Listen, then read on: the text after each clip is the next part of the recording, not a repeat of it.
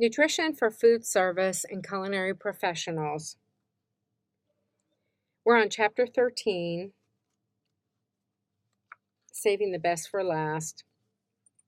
Today we're going to talk about nutrition for all ages. Everyone eats, but not everybody has the same needs and expectations when it comes to the food they choose. Age, lifestyle, weight concerns, religion, culture, affect how people incorporate food into their daily lives. A boost of flavor here or there, or a portion adjustment may be all it takes to appeal to some guests that you're serving. Others, however, have more complicated requirements and strict rules dictating what they can or cannot eat. And I think you realize that from some of the earlier chapters when we've talked about chronic disease. But knowing the special needs of patrons is really just one step. But learning to meet those needs is what sets a successful chef apart from others. So we're going to discuss today planning menus and meals for different age groups. Everything from, the young preschooler to school age to adolescents to the elderly. We're going to talk about a little bit about eating disorders. We're also going to cover the needs of an athlete. So this is all over the map, and it's really just planning menus and meals, taking into account their specific nutrient needs.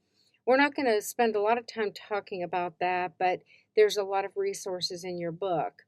And then, what kinds of foods are more advantageous for that age group.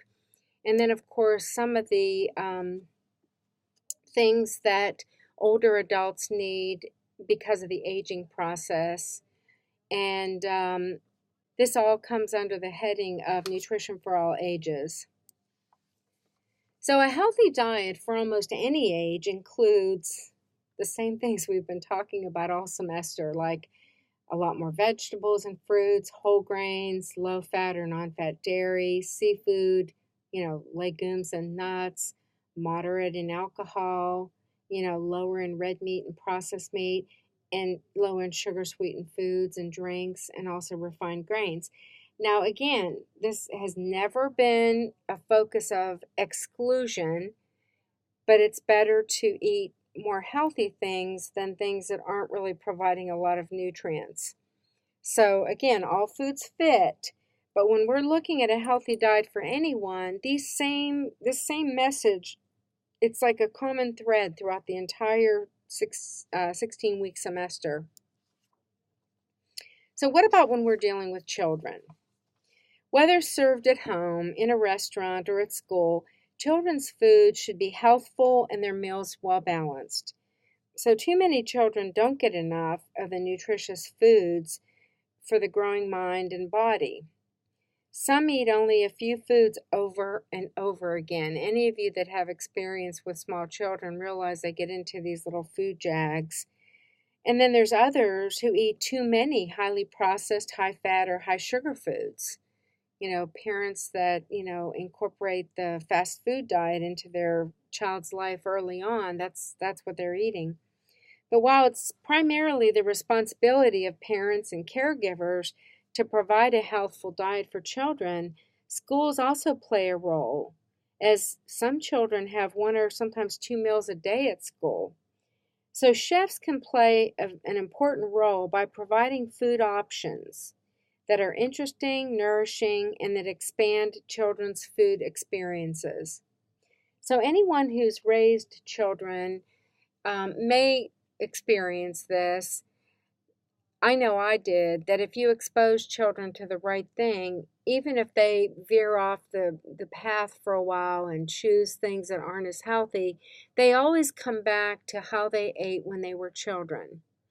So, and it even happened in my family. I have, one son that's always been a healthy eater, and one who, as soon as he was able to drive, was doing all the fast food and, eating foods that weren't maybe the best choices. But, down the road, as they got older, both of my sons have really been you know very good eaters and eating everything, and also really enjoying healthier food choices. So it's important to be a role model, is what I'm saying. Children, their needs increase as they get older. So obviously, before they're walking, they don't need a lot of calories. And then when they start walking, they're burning a few more. And then as they get older, they're going to have probably as many calories as I do in a day. Children need more fat up till the age of 4. In fact, the Academy of Pediatrics suggests that children under the age of 2 should be drinking whole milk. So even though for adults we would say, have low fat or non fat dairy, for children under 2, because they are growing and need those very dense nutrients or dense calories, they need whole milk. So that's why it's important to, look at this and just kind of spend some time looking at the needs of all these different age groups, because there are differences. Some children aren't getting enough fiber because of, the fact that maybe they're not getting enough fruits and vegetables and whole grains, also beans and peas. But, many of them get, caught up with eating the same thing over and over. So fiber may be a problem for them. Or iron, maybe they're not getting enough iron.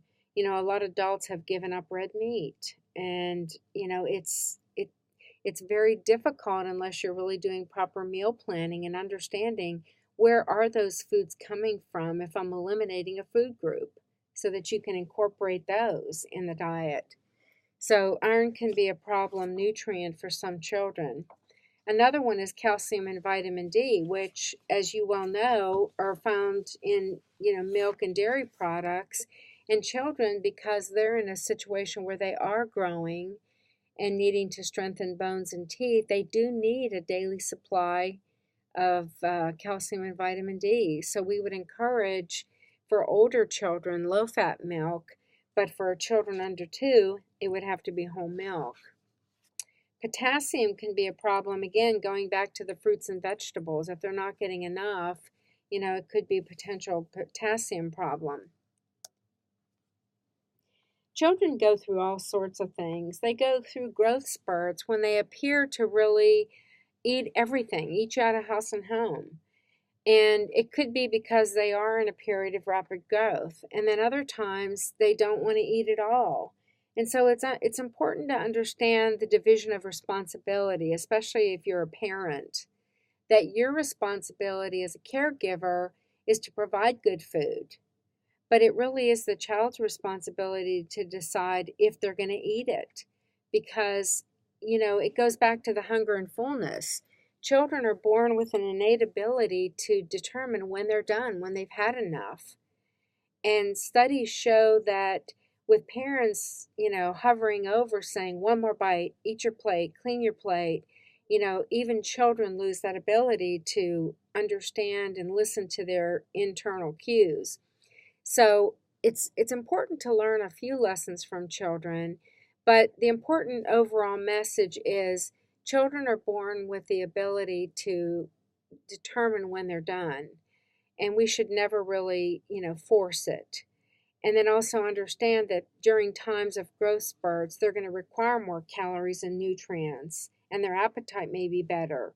And then, of course, we run into these times where children go into food, have food jags, and that's where they only want to eat one food at a time, for a period of time.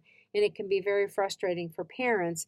But again, it's most important not to make a power struggle out of it, because you don't want any, lasting long-term negative effects from force feeding.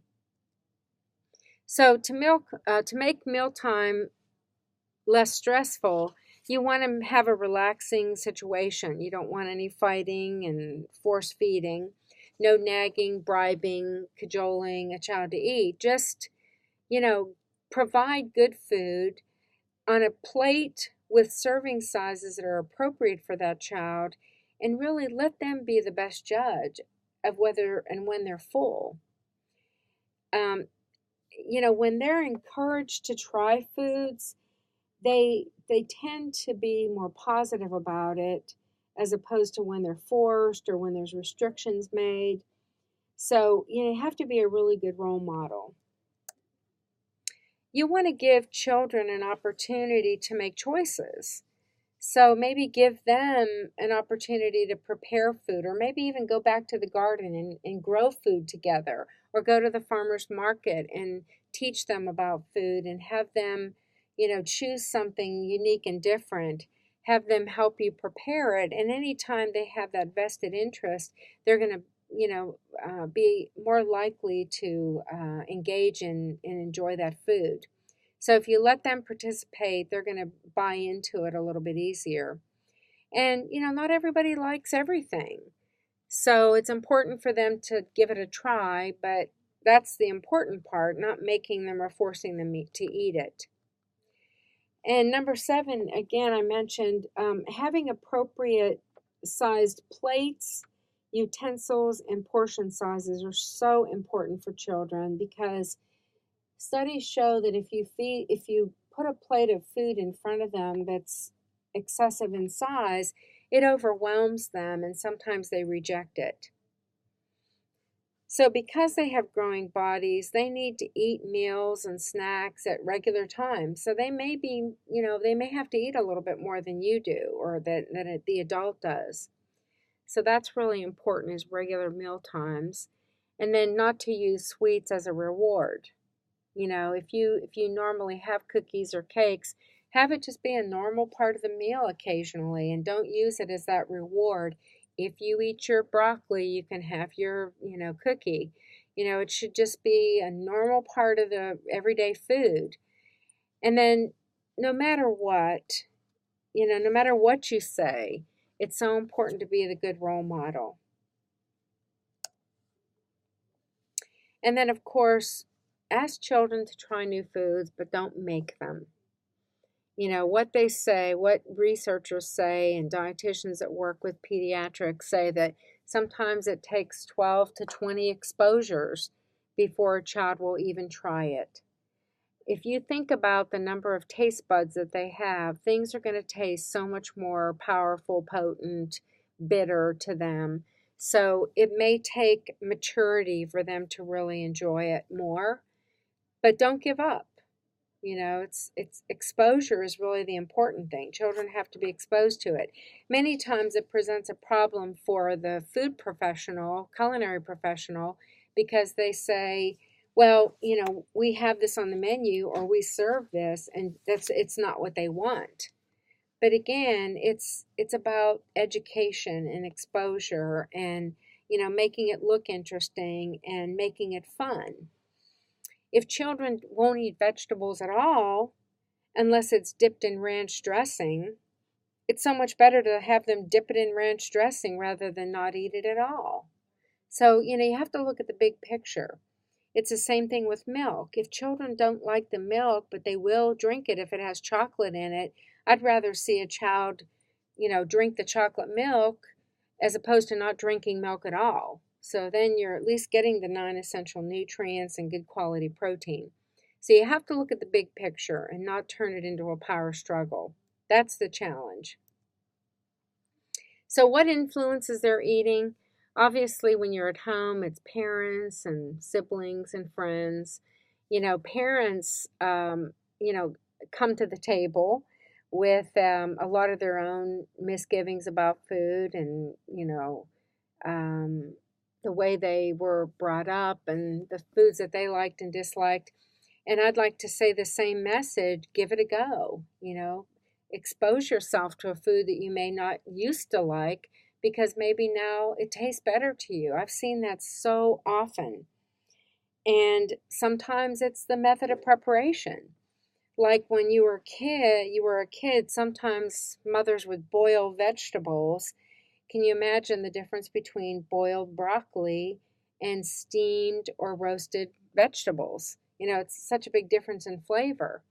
So, if parents are the biggest influencers, it's important for parents to be that good role model. And then they also get influenced by what their friends are eating. When they're in school, it gets to be a little more challenging. television commercials, the school lunch program. So there's a lot of things that influence, what the kids are eating. So when it's preschoolers, offer simply prepared foods and, maybe not things that are mixed together. Present new foods repeatedly. Exposure, exposure, exposure. Always make sure it's colorful. Color is always very appealing because vegetables can be one of those foods that they're more reluctant to eat. You know, cut them up in a fun way or display them in a fun way on the plate. So there's a lot of ways to make it more appealing. Provide some soft and moist food that's easy to chew, and then maybe some crisp and chewy things to develop those chewing skills. But always appropriate for the age because you want to really be sure you're not exposing them to choking hazards. Things that are strong flavored or highly salted should be avoided. And then again, even as a preschooler, it's important to encourage texture in the form of whole grains. So there's a lot of things to consider, but make it appropriate for the age group. And when in doubt, there's a lot of resources. You want to make sure that foods aren't too hot.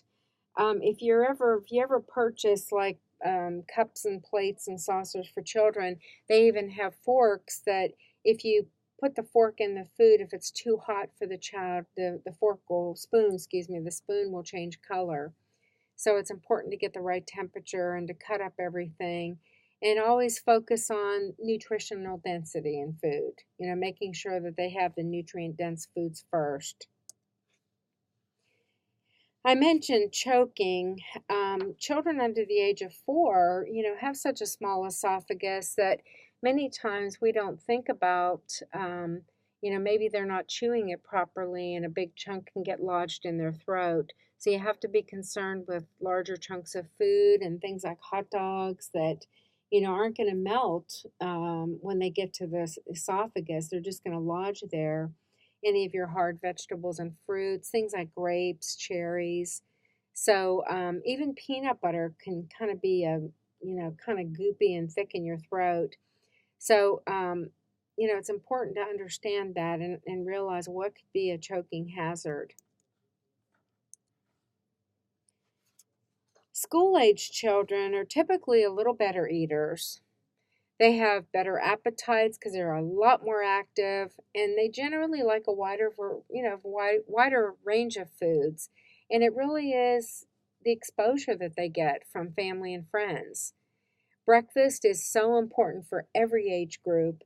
It always makes me giggle when the teachers say, that they're ready for their standardized test, that they need to remind their parents to eat breakfast.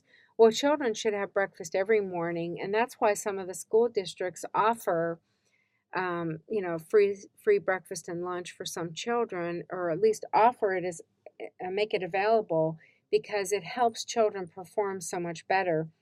And also that translates to adults where you can actually function a little bit better if you have food in your body.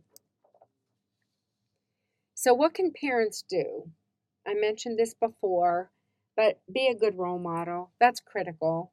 If you're coming with your own issues to the table, it's a good time to maybe learn and change those for the sake of your children. And always have those nutritious foods readily available. And if you have other foods around, don't make it, just use all food the same way and don't save some of it for a reward. And then also the importance of coming to the table. So much happens, so much wonderful interaction happens when families sit at the table together that planning regular meals is really important. And I know because of all the sporting events and activities that parents and children are involved in, it's really hard to have regular family meals. But it's so important to really, have good connection between family members and put the priority on, healthy eating because it's a part of taking care of your body. Just like adults, children need a lot of activity in their daily life as well. And it's good to focus on activity that is, fun and that you can do with friends. When it comes to school-age children, things don't change from the perspective of serving a wide variety of foods, the importance of snack foods from the regular food groups, and you can see some of those listed here. And then if you're going to serve items that are higher in fat, just make sure that they're balanced with things that are lower in fat. So, it's not that you should never have French fries or potato chips, but if you offer those, make sure that you offer the alternatives as well. Always pay attention to serving sizes because, again, anything outrageous or huge is going to turn a child off and they may not eat it at all. And you want to focus on nutrient density, high fiber. Again, there's this common thread that doesn't change, breakfast being an important part of the meal. So this page is in your book, and it actually gives you a lot of varieties of just kind of fruit and veggie ideas, because generally speaking, it's difficult to come up with creative ideas, and your book is very good at providing those. So this just gives you some idea of what adolescent needs when they're between 11 and 21 years of age. When they're in a period of growth spurt, they're definitely going to require more food. Males at this age put on more muscle and therefore sometimes eat families out of house and home. But they need more calories, they need more protein and a lot of the other nutrients just for continued bone and teeth development. And when it comes to, like the teenage female, they may be starting menstruation and need more iron due to the loss of blood.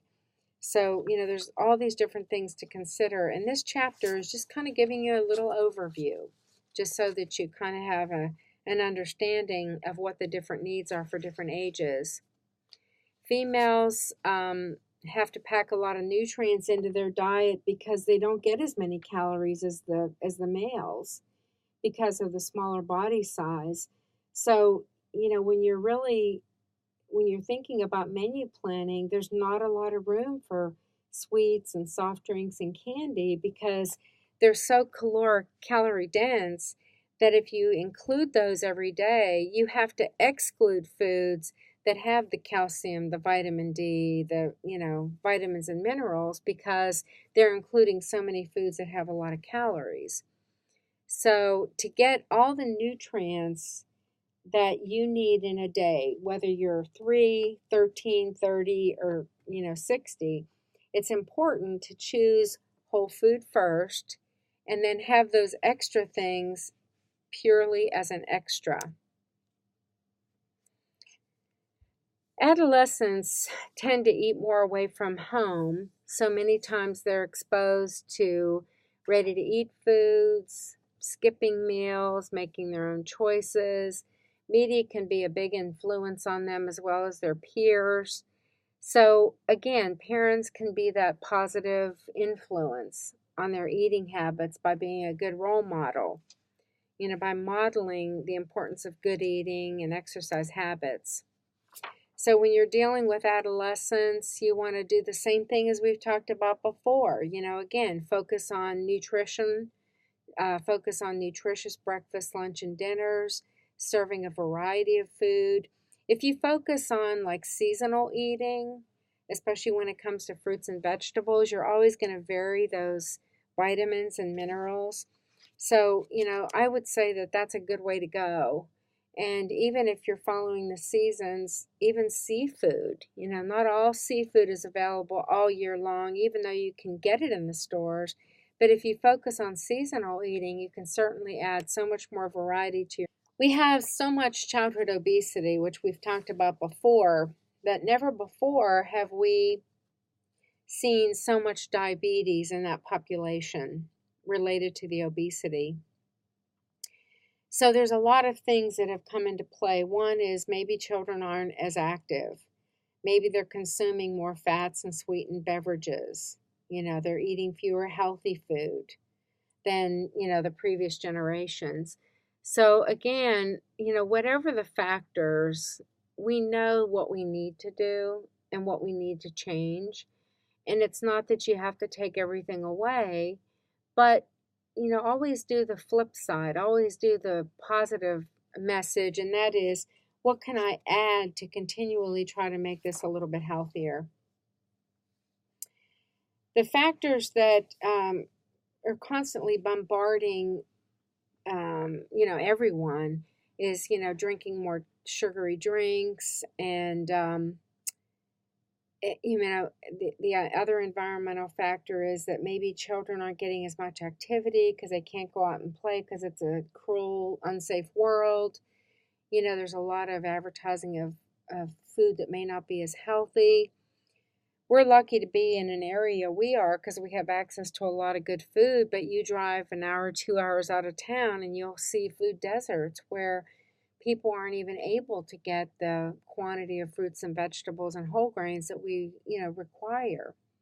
So, there's a lot of things that come into play here, but then on the other hand, we have all these wonderful community gardens and community supported agriculture where people can have access. So it's also an education process to get people to really understand where they can get good food.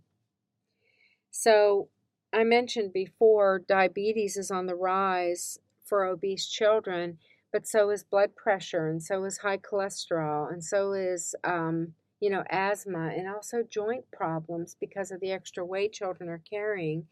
And then again, it's so much harder going into adulthood when you're carrying all that extra weight.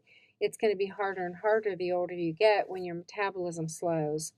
So there's a lot of things parents can do and caregivers, and that is just having good food available, appropriate sizes, pushing more fluids in the form of water, and just emphasizing the importance of small changes over time can make a big difference. So, one step at a time is really what it takes. And getting those children involved in the growing, the buying, the preparation of food can make a big difference on the buy-in. And then it's important to monitor how much screen time kids have, because generally when they're, playing video games or on the computer, not only are they being less active, they're also sometimes munching out and getting high calorie foods when they don't really need it. When it comes to chefs and culinary professionals, it's important to serve foods that the kids want, but at the same time, making it so that they can kind of have a little bit of an introduction to healthier foods as well. And that's where you take things like shapes and colorful combinations and just try to make food fun. So it's important to realize that, we need to start thinking about more than just grilled cheese sandwiches, mac and cheese, pizza, hamburgers, hot dogs. So there's an organization called Healthy Dining Finders, and their team of dietitians, in collaboration with the National Restaurant Association, is really trying to work with restaurants nationwide to offer a selection of what they call Kids Live Well. And it's a menu choice, so Kids Live Well menu choices. They emphasize the lean protein, fruit, vegetables, whole grains, and low-fat dairy, as well as meeting pretty stringent nutrition criteria. So I highly recommend going to that website, which is www.restaurant.org-Kids Live Well. And you can also find it on your iPhone as an app, Kids Live Well mobile app. And see what restaurants across the country are doing to entice children into eating a little bit healthier. For breakfast, you can do fruit bowls, oatmeal with, healthier ingredients. Things like, even toaster waffles can be whole grain. Involve children in the process of planning the menus is always really good. So that's probably the key thing, is just getting them involved. So dealing with children can be, a little bit tougher, but if you are already a good role model, that's the biggest message to the children, that they're going to see that and want to model that. So what about nutrition and menu planning for the older adult? Well, think about our population. It's steadily increasing in age, and it's something that we really have to consider. What happens in the aging process? We have a lot more sensitivity to taste, and our smell declines.